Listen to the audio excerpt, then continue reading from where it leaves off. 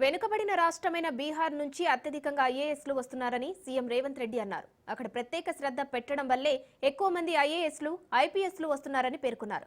ప్రజాభవన్లో నిర్వహించిన రాజీవ్ గాంధీ సివిల్స్ అభయ హస్తం కార్యక్రమంలో పాల్గొన్న CM Revanth Reddy civils mains ఉత్తీర్ణత సాధించి ఇంటర్వ్యూకు ఎంపికైన 20 మంది అభ్యర్థులకు ఒక్కొక్కరికి 1,00,000 చొప్పున చెక్కులు అందజేశారు. ఆర్థిక సాయంగా కాకుండా ప్రోత్సాహకంగా భావించాలన్నారు. సివిల్స్ లో టాప్ ర్యాంక్ సాధించి తెలంగాణకి రావాలని రేవంత్ ఆకాంక్షించారు.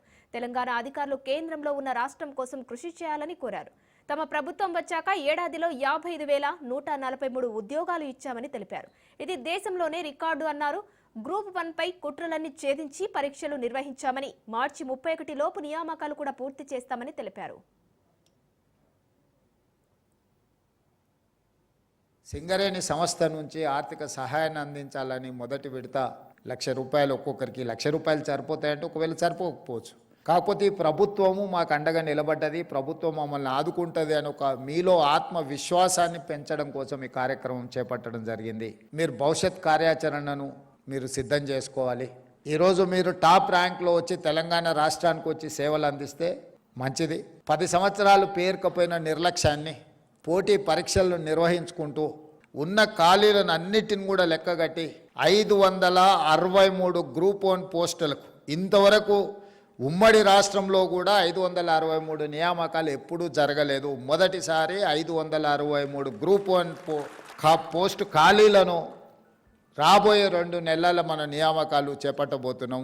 తెలంగాణ రాష్ట్ర ప్రభుత్వం ఈనాడు ప్రభుత్వంలో వస్తున్న ఖాళీలను అన్నిటిని కూడా క్రమపద్ధతి తప్పకుండా క్యాలెండర్ డేట్స్ ప్రకారం నోటిఫికేషన్స్ ఇచ్చి నియామకాలు చేపట్టడానికి అన్ని రకాల సహకారాలు, అన్ని రకాల నిర్ణయాలను తీసుకొని ముందుకు వెళ్తున్నాము. తెలంగాణ యువతను జాతీయ, అంతర్జాతీయ స్థాయి పోటీ పరీక్షల్లో ప్రోత్సహించేందుకు రాష్ట్ర ప్రభుత్వం పలు ప్రోత్సాహక పథకాలు అమలు చేస్తుందని డిప్యూటీ సీఎం భట్టి విక్రమార్క తెలిపారు. సివిల్స్ లో 40 మందిలో మెయిన్స్ నుంచి ఉత్తీర్ణత సాధించి 20 మంది ఇంటర్వ్యూకు ఎంపికవడం అభినందనీయమన్నారు. తెలంగాణ నుంచి ఇంటర్వ్యూలకు వెళ్లే వారిని చూస్తే గర్వంగా ఉందన్నారు.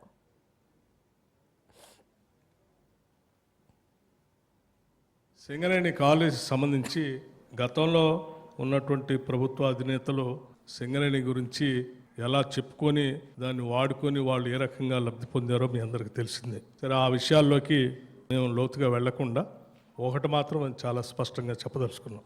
సింగరేణి కాలరీస్ అనేది తెలంగాణ రాష్ట్రానికి తలమానికం లాంటిది.